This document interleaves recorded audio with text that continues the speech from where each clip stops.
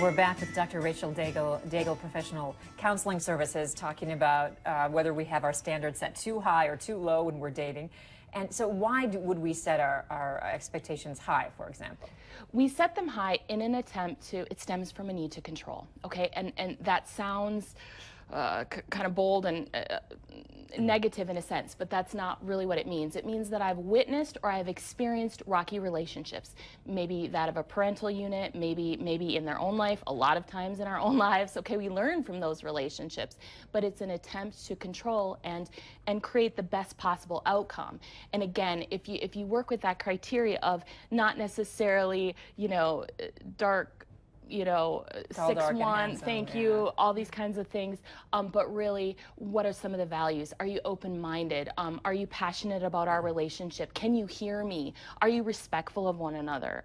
Those types of things. That's what's going to tend to have more meaning. And yes, sexual attraction is very, very important. It's just, we were just talking in the break about, I might go for dark-haired men, but you know what? I ended up marrying somebody who's dark blonde. Yeah. That's a little bit different for me. Because he embodied more of these traits and more of these ways that I can relate to someone. When you talk about the standards, it's not that they're too high. I just think maybe you're focused on the wrong ones. When you take about Porsche and size, I mean, who really cares in the day? But if you're talking about trust, respect, I mean, can your standards be too high in those arenas? I don't feel so. No. However, I will say this, okay?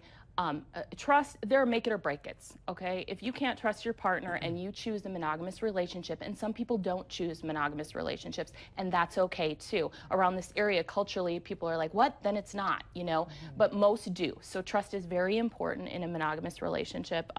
Loyalty, these types of things, being open, the basics, it's important to have those.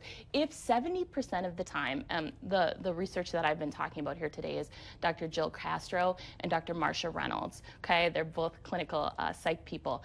But if 70% of the time you are charmed or really enjoying your relationship, you're ahead of the game. Things are good, okay?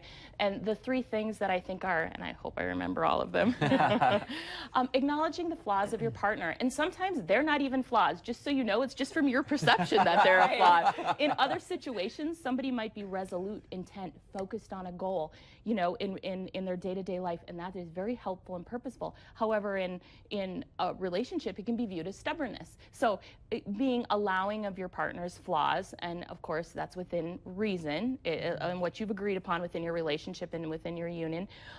Compromise, it's just there. When you have two strong-minded people, one person shouldn't be cashing in on their dream for another person's dream.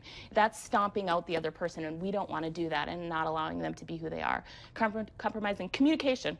And it's in everything we do. It's not just our relationships. So 70% of the time if you are connecting well, that is wonderful. And it's a good criteria to keep in mind as you're taking into account who you might choose as a partner, mate, or long-term relationship. Okay, any final words that you'd like to add to this riveting conversation?